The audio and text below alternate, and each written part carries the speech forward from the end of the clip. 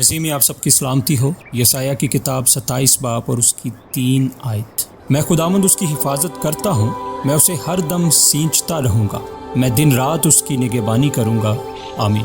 جب خداوند کسی نبی کی معرفت نہیں بلکہ خود ذاتی طور پر بولتا ہے تو ایماندار کے نزدیک وہ کلام خاص اہمیت رکھتا ہے۔ یہوہ خود اپنے پاکستان کا محافظ اور نگہبان ہے۔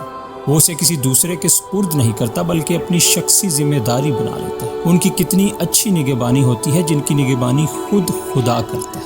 وہ ہمیں اپنے بڑے فضل سے سینچتا ہے، وہ بھی ہر روز اور ہر گھڑی نہیں بلکہ ہر دم۔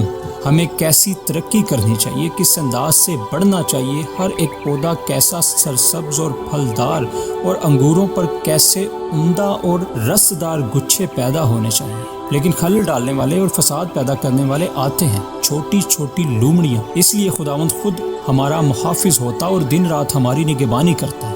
چنانچہ کون سی چیز ہمیں نقصان پہنچا سکتی ہے؟ ہم کیوں خوف زدہ؟ وہ دیکھ بھال کرتا اور سینچتا اور نگہبانی کرتا ہے، ہمیں اور کیا چاہیے؟ اس آیت میں خداوند کہتا ہے رہوں گا، کروں گا۔ ان الفاظ میں کیسی قدرت اور کیسی محبت پائی جاتی ہے، کیونکہ یہ یہوہ کے منہ کے الفاظ ہیں۔ کون ہے جو اس کے ارادوں میں رکاوٹ بن سکے؟ جب وہ کہتا ہے میں کروں گا تو شک کی گنجائش کہاں رہ جاتی ہے؟